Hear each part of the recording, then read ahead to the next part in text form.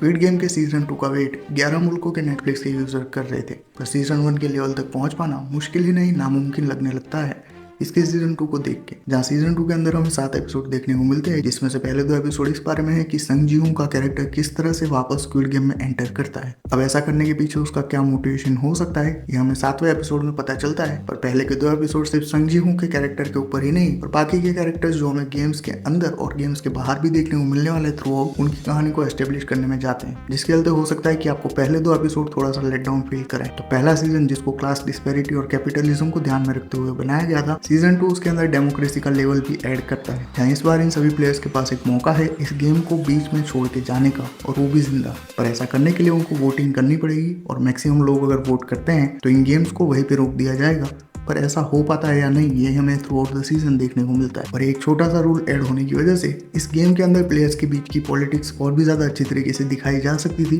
जो कि अनफॉर्चुनेटली नहीं दिखाई गई। पर स्क्विड गेम का जो वर्ल्ड है उसको इस सीजन में आपको थोड़ा बहुत एक्सपेंड होता हुआ देखने को मिलेगा, जहाँ पे जो सेट डिज़ाइन है वो एस्थेटिकली काफ़ी अपीलिंग आपको दिखाई देती है, जो कि सीजन 1 के अंदर भी एक हाईलाइट के तौर पे निकल के आई थी। पर इस सीजन के अंदर उसका जो लेवल है उसको काफ़ी अप कर दिया गया है, और इतने बड़े लेवल पे देख के मुझे लग रहा था कि ये फोम का बना हुआ कुछ होगा। जब तक इसके ऊपर गोलियां चलती हुई आपको नहीं देखने को मिलती, तब तक आपको पता नहीं चलता कि ये एक्चुअल में इन्होंने मेहनत करके बनाया है, जो कि काफ़ी काबिल तारीफ है। और साथ ही गेम्स के अंदर दिखाई जाने वाले गार्ड्स किस तरह से एक अजीबोगरीब बिहेवियर दिखा रहे थे, उनको लेके भी काफी स्पेकुलेशन हुए थे सीजन 1 के अंदर। तो सीजन 2 में आपको बैकग्राउंड में क्या चल रहा होता है, ये गार्ड्स किस तरह से रहते हैं और उनके बीच में भी किस तरह से करप्शन फैला हुआ है, ये काफी अच्छी तरीके से दिखाया गया है, जो कि अगेन इसको एक रियल वर्ल्ड के मेटाफर के साथ कनेक्ट करता है कि किस तरह से एग्जीक्यूशनर जो होते हैं वो भी करप्ट हो सकते हैं। और इसी चीज को इन गार्ड्स के थ्रू रिप्रेजेंट किया गया है, जो अपनी पोजीशन का फायदा उठाते हैं अपने पर्सनल गेन के लिए, जो कि स्क्विड गेम की इस दुनिया को थोड़ा बहुत एक्सपेंड करने में कामयाब रहता है। पर अब बात करें ओवरऑल सीजन की, तो ये सीजन काफी ठंडा साबित हुआ मेरे लिए, क्योंकि स्क्विड गेम के इतना पॉपुलर होने के पीछे का सबसे बड़ा रीजन था उसके अंदर दिखाए जाने वाले गेम्स, और उससे भी ज्यादा गेम्स को जीतने के लिए प्लेयर्स जो स्ट्रेटेजी यूज करते थे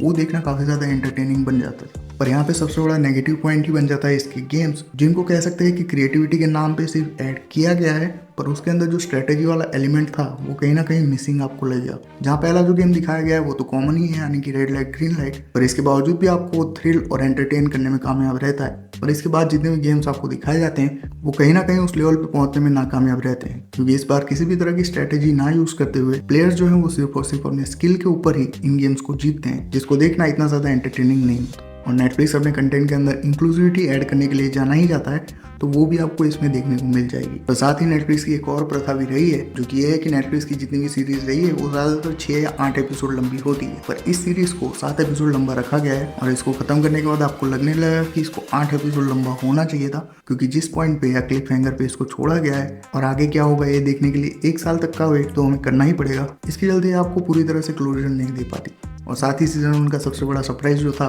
वो था दादाजी का रिवील, जो कि गेम के अंदर तो एक प्लेयर है पर वो एक वीआईपी मेंबर भी होते हैं। और ऐसा ही सेम ट्विस्ट यहाँ पे भी ऐड किया जा सकता था एक प्लेयर को लेके, पर उसकी आइडेंटिटी को पहले ही रिवील कर दिया गया था, जिसके चलते वो इतनी अच्छी तरीके से काम नहीं करता है। तो साथ ही सीजन 1 के जैसा ही एक ट्विस्ट देने की यहाँ पे कोशिश की है, पर उस कैरेक्टर को जब आप देखोगे तभी आप समझ जाओगे कि ये गेम वालों की तरफ ही मुड़ा हुआ होगा, जिसके चलते मेरे लिए ये कोई इतना बड़ा ट्विस्ट साबित नहीं हुआ। और ये जो कैरेक्टर दिखाया गया है वो गेम्स के अंदर नहीं बल्कि बाहर से ऑपरेट करता हुआ आपको दिखाई देता है। अब बात करें इसकी हिंदी डबिंग की, हिंदी डबिंग के अंदर खुले हाथों से गालियां दी गई है। तो अगर आप फैमिली के साथ इस सीरीज को देखने का प्लान कर रहे हो तो डेफिनेटली मत करना, क्योंकि एक बार जब गालियां देना शुरू करते हैं कैरेक्टर्स तो वो रुकने का नाम नहीं लेते। पर इसके अलावा सीरीज के अंदर कोई भी सेक्सुअल एक्टिविटी आपको होती हुई देखने को नहीं मिलेगी, जैसा सीजन 1 के अंदर आउट ऑफ द ब्लू देखने को मिल जाती थी। और अगर आप भी इसके नए सीजन से डिसअपॉइंट हुए हो तो एलिस इन बॉर्डरलैंड अगर आपने अब तक नहीं देखा है तो वो सीरीज भी देख सकते हो, वो काफी हद तक इसकी वाइब को मैच कर जाती है। And with that being said, ये था मेरा ओपिनियन। अगर आपने सीरीज देख रखी है तो बिना स्पॉइलर के कमेंट्स में बता देना कि आपका ओपिनियन क्या बनता है इस सीरीज को लेके। और वीडियो पसंद आया तो लाइक कर देना, चैनल पे नए हो तो सब्सक्राइब कर ही लेना। मैं मिलता हूँ इसी तरह के एक और वीडियो में, तब तक कीप बीइंग फिक्शन फैंस।